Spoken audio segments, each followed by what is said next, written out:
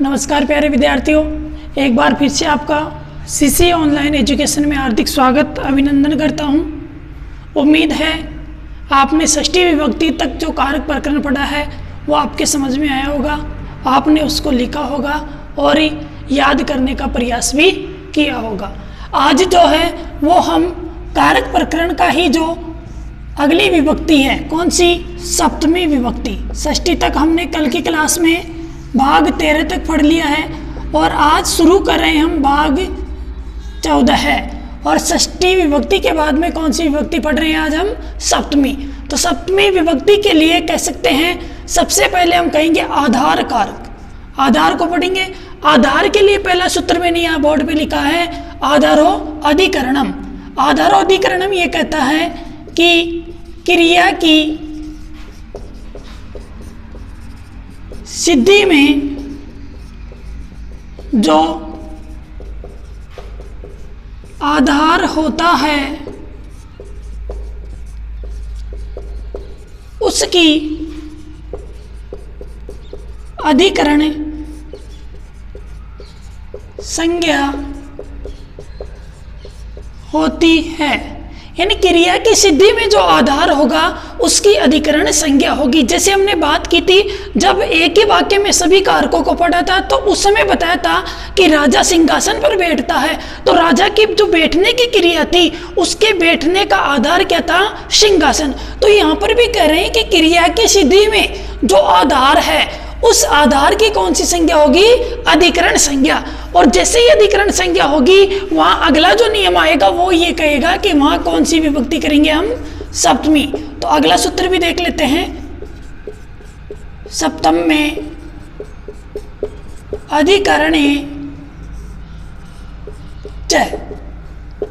सप्तम में अधिकरणे च, च का मतलब और, यानी पूर्व वाले सूत्र की अनुवर्ती हमें लेनी है। पूर्व वाले जो सूत्र ने एक बात कही ना, उसी के आगे जोड़ के हमें कहना है और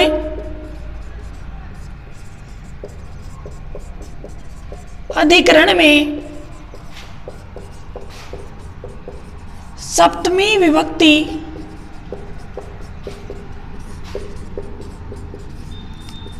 होती है।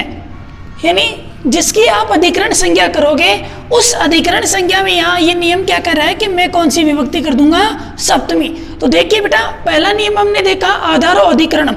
आधारो अधिकरणम ने ये कहा कि क्रिया की सिद्धि में जो आधार होता है, जैसे राजा के बैठने का आधार क्या था, सिंहासन। तो क्रिया की सिद्धि में जो आधार होगा उसकी कौन सी संज्ञा होगी, अधिकरण संज्ञा। और जहां अधिकरण संज्ञा होगी वहां कौन सी विभक्ति होगी, सप्तमी विभक्ति। क्लियर है। जैसे उदाहरण की हम बात करें, राजा सिंहासने तिष्ठति। भाव क्या हो जाएगा, राजा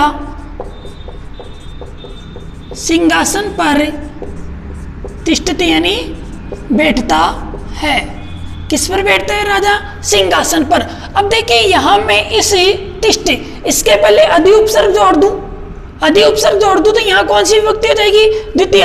क्योंकि हमने पूर्व में द्वितीय विभक्ति में नियम पढ़ा है अधि सिंहस्तासाम करम। अधि सिंहस्तासाम ये कहता है कि जब भी सिंह, स्ता और आस धातु के पहले क्या हो, अधि उपसर्ग हो, तो वहां इनका जो आधार है उसके अंदर कौन सी विभक्ति हो जाएगी, द्वितीय। लेकिन यह कह रहे हैं कि क्रिया की सिद्धि में जो आधार है उसमें कौन सी करनी है आपको, सप्तमी। केवल यहाँ तिष्ठ स्था धातु थी, ठीक है, उसके बाद में यहाँ कोई उपसर्ग नहीं जुड़ा हुआ था, अधि उपसर्ग नहीं था, इसीलिए यहाँ कौन सी विभक्ति हुई, सप्तमी। क्लियर है।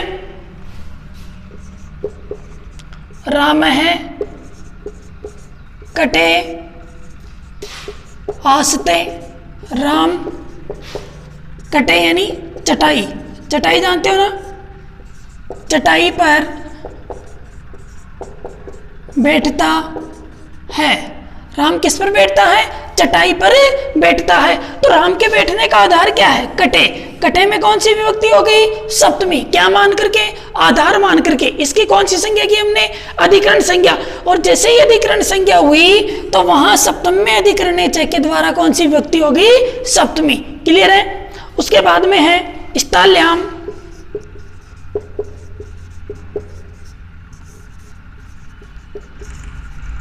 ओदनम पचती, स्थाल्याम ओदनम, स्थाल्याम यानी थाली में, ओदनम यानी भात, चावल जो होते हैं ना उनको कहा गया है ओदनम या भात ही, पचती यानी पकाता है, थाली में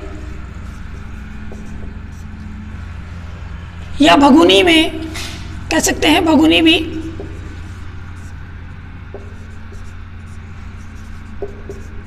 ओदन पकाता है, भगुनी कहेंगे ज्यादा सही रहेगा। ठीक है, उसके बाद में अन्य उदाहरण देखें,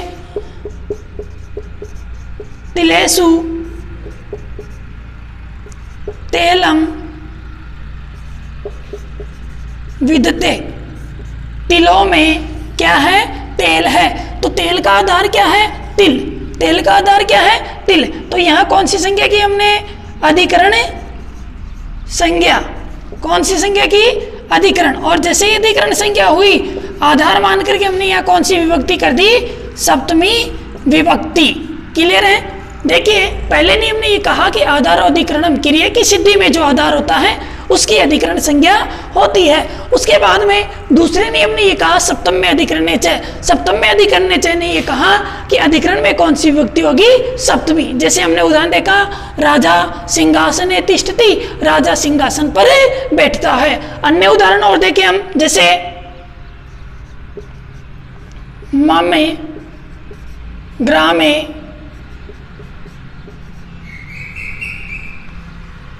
मम ग्रामे एक है चिकित्सालय है अस्ति, मम ग्रामे मेरे गांव में क्या है, एक चिकित्सालय है। तो चिकित्सालय का आधार क्या है, मेरा गांव। ठीक है ना, चिकित्सालय का आधार क्या है, गांव।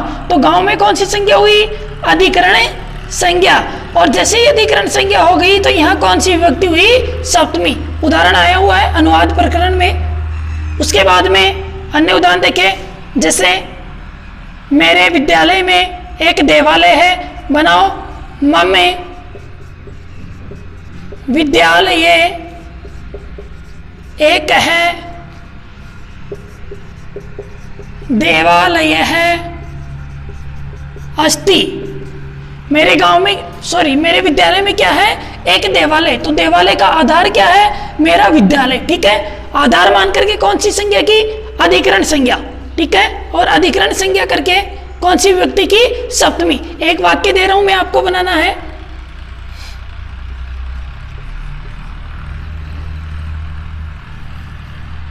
कमेंट बॉक्स में उसका आंसर देना है आपको। हम सभी गांव में, हम सभी गांव में निवास करते हैं।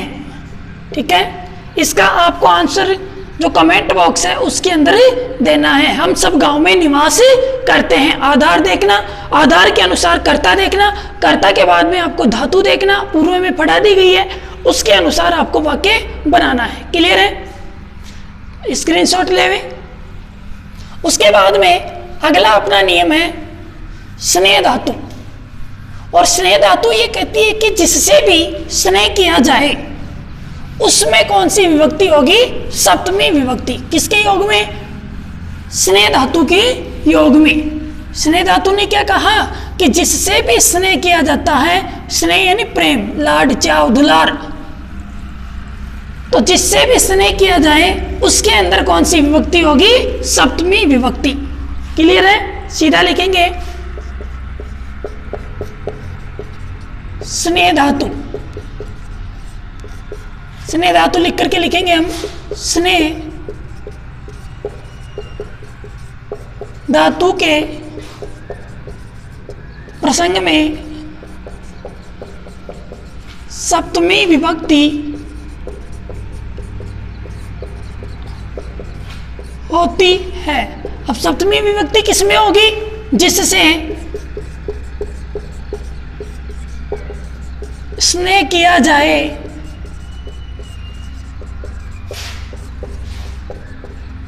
उसमें सप्तमी विभक्ति होगी। ठीक है, यानी जिससे भी स्नेह किया जाएगा उसके अंदर कौन सी विभक्ति होगी? सप्तमी। जैसे पिता पुत्र से स्नेह करता है तो पिता पुत्रे स्नेहयति। पिता किससे स्नेह करता है? पुत्र से। तो कौन सी धातु के योग में बताओगे? स्नेह धातु योगे। स्नेह धातु योगे कौन सी विभक्ति? सप्तमी विभक्ति। ठीक है, जैसे माता पुत्री से स्नेह करती है तो माता पुत्र्याम स्नेहयति। माता किससे स्नेह करती है? पुत्री से। भाव भी लिख सकते हैं, माता पुत्री से स्नेह करती है। कौन सी विभक्ति हुई? सप्तमी। किसके योग में? स्नेह धातु के योग में। क्लियर है? स्नेह धातु का जहां पर भी प्रयोग होगा वहां जिससे भी स्नेह किया जाता है उसके अंदर कौन सी विभक्ति होगी? सप्तमी। क्लियर है? उसके बाद में अगला अपना नियम है यस्य च भावेन भाव लक्षणम।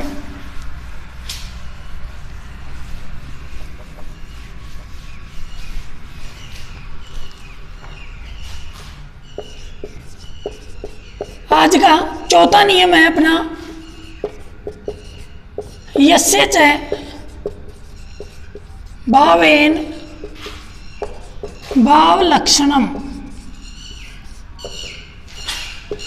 देखिए इसका मैं भाव समझाऊंगा आपको। सबसे पहले तो कह सकते हैं कि जब एक क्रिया के बाद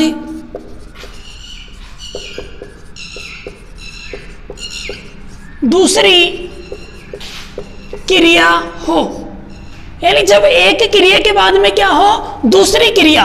यानी जैसे अभी एक क्रिया चल रही है, जैसे मैं पढ़ा रहा हूं और उसके तुरंत बाद में दूसरी क्रिया करने लग जाऊं।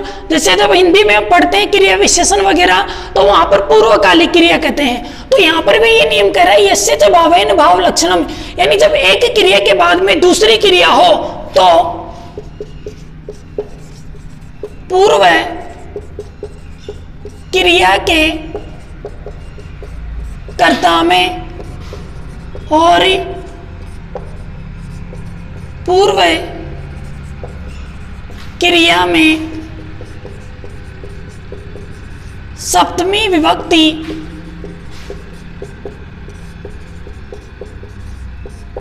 होती है। देखिए बहुत इंपॉर्टेंट नियम है। अभी संस्कृत डिपार्टमेंट में सेकंड ग्रेड की जो एग्जाम लगी थी यहां से उदाहरण आया था। यानी जब एक क्रिया के बाद में दूसरी क्रिया हो तो वहां पर जो पहली क्रिया है उस पहली क्रिया के कर्ता में और पहली क्रिया के अंदर कौन सी विभक्ति होगी? सप्तमी। जैसे उदाहरण था रामे वनम गते दशरथः प्राणान अत्यजत।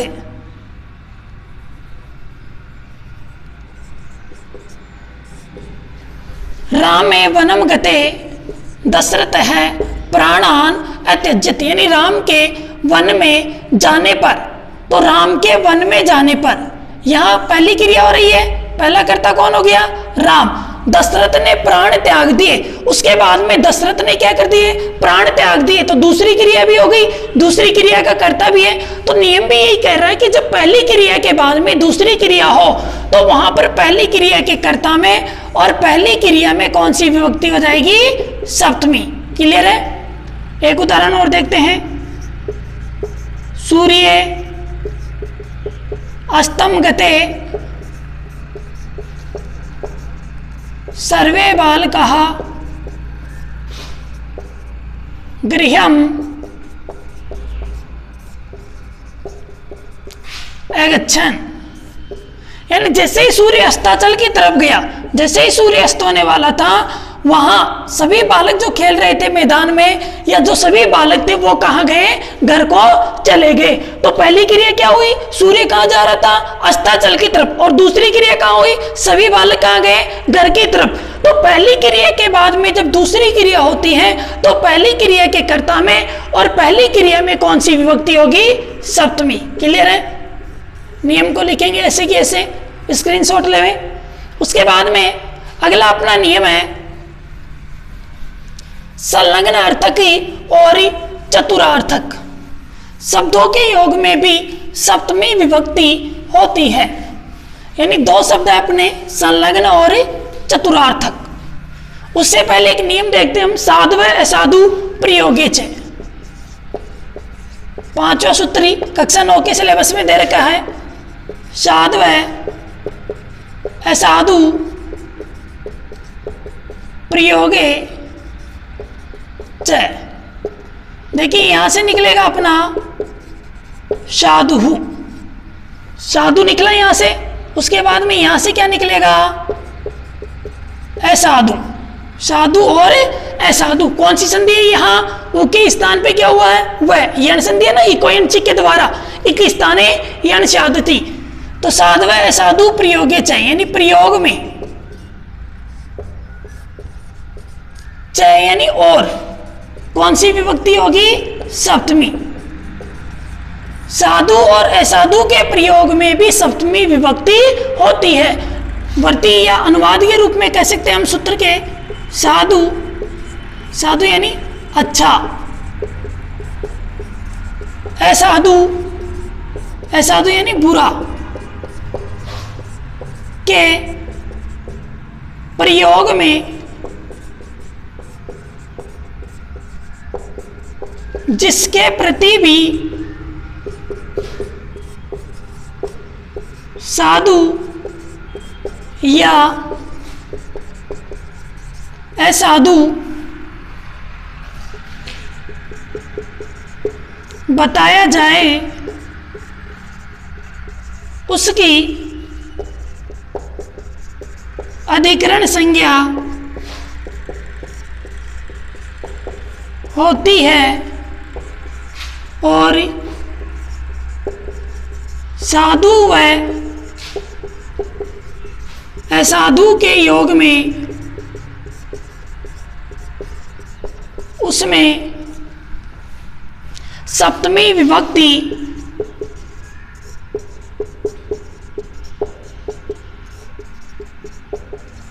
होती है। यानी जिसके प्रति भी साधु या असाधु बताया जाए उसकी कौन सी संज्ञा होगी, अधिकरण संज्ञा। और जहां अधिकरण संज्ञा होगी वहां कौन सी विभक्ति होगी, सप्तमी। जैसे मैं कहूं कृष्ण है, माता के प्रति अच्छा है तो कृष्ण है। मातृ, मातृ शब्द में मातृ बनेगा सप्तमी एक वचन में, कृष्ण है। मातृ साधु अस्ति, भाव क्या हो जाएगा, कृष्ण माता के प्रति कैसा है, साधु है, अच्छा है। ठीक है, तो किसके योग में विभक्ति बताओगे, साधु योगे कौन सी विभक्ति, सप्तमी। यहां साधु के योग में कौन सी विभक्ति हुई, सप्तमी। जैसे राम मुनियों के प्रति साधु है तो राम है मुनीषु साधु अस्ति। राम किन के प्रति साधु है, मुनीषु यानी मुनियों के प्रति। तो साधु के योग में यहां कौन सी विभक्ति हुई, सप्तमी। जैसे सुरेश मामा के प्रति असाधु है तो सुरेश है मातुले असाधु अस्ति। सुरेश किसके प्रति असाधु है, मातुले यानी मामा के प्रति। तो यहां किसके योग में सप्तमी बताओगे, असाधु योगे सप्तमी विभक्ति। क्लियर है? देखिए नियम को, साधु एवं असाधु के प्रसंग में जिसके प्रति भी साधु या असाधु बताया जाए उसकी कौन सी संज्ञा होगी?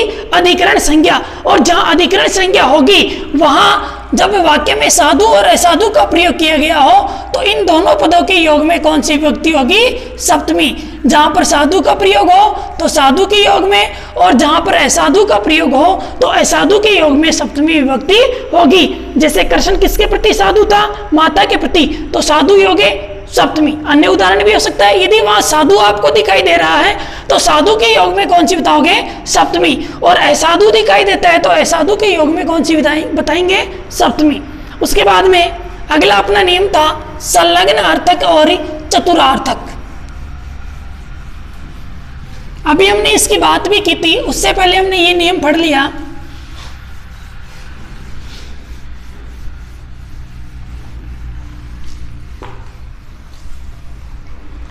सीधा लिखेंगे हम, नोट लगा करके या स्टार डाल के भी आप लिख सकते हैं, यहां से भी प्रश्न आने की संभावना रहती है। संलग्न अर्थक की और चतुरार्थक की शब्दों के योग में भी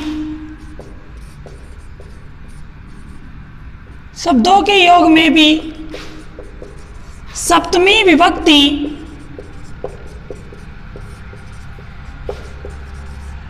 होती है। संलग्न अर्थक और चतुरार्थक शब्दों के योग में कौन सी विभक्ति होगी? सप्तमी। अब किन में होगी? जिसमें या तो कोई संलग्न हो या किसी में चतुर हो। जैसे मैं कहूं बलदेव संस्कृत में चतुर है, उदाहरण के लिए हम कह सकते हैं कि बलदेव किसमें चतुर है? संस्कृत में। तो बलदेव है संस्कृत चतुर है अस्ति। भाव क्या लिखेंगे? बलदेव संस्कृत में चतुर है। बलदेव किसमें चतुर है? संस्कृत में। तो यहां चतुरार्थक शब्द का प्रयोग हुआ, तो जिसके अंदर भी चतुर या संलग्न हो तो उसके अंदर कौन सी विभक्ति होगी? सप्तमी। मैं कह दूं कि सीता संस्कृत में चतुर है, आप बनाओ वाक्य, कमेंट बॉक्स में आपको इसका वाक्य बनाए। सीता नाटक में, किसमें? नाटक में चतुर है। इसका उत्तर आपको कमेंट बॉक्स में देना है, ठीक है। उसके बाद में संलग्न अर्थक देखते हैं। सुरेश अपने कार्य में संलग्न है, तो सुरेश है स्वकार्य संलग्न है अस्ति। सुरेश अपने कार्य में क्या है? संलग्न है। तो सुरेश किस में संलग्न है? अपने कार्य में। तो संलग्न के योग में यहां कौन सी विभक्ति हुई? कौन सी हुई बेटा? सप्तमी। कौन सी विभक्ति हुई? सप्तमी। तो संलग्न अर्थक और चतुरार्थक शब्दों के योग में जिसमें भी संलग्न या चतुर हो उसके अंदर कौन सी विभक्ति होगी? सप्तमी। क्लियर है?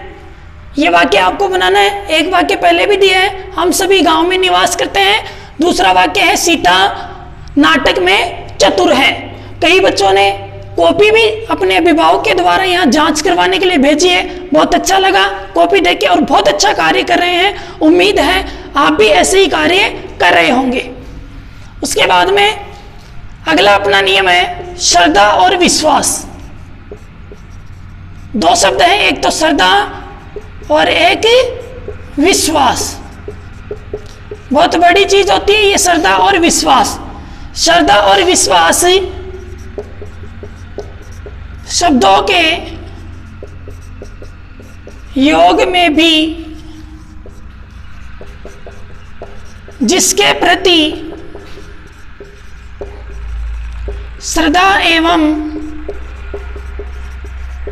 विश्वास हो उसमें सप्तमी विभक्ति